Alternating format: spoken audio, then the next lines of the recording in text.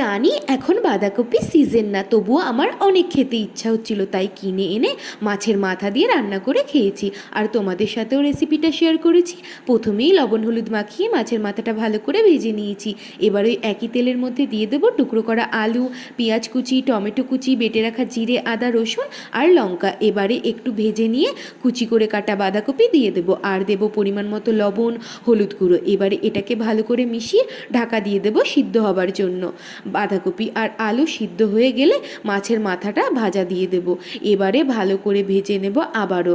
আমাকে একজন দিদিভাই কমেন্ট করেছে, নাইস, থ্যাংক ইউ দিদিভাই আমাকে কমেন্ট করার জন্য। তো দেখো সবটা ভালো করে সিদ্ধ হয়ে গেলে নামানোর আগে একটু ভাজা মশলা আর গরম মশলা দিয়ে নামিয়ে নেব। তো রেডি হয়ে গেল আমাদের অসময়ে মাছের মাথা দিয়ে বাঁধাকপি।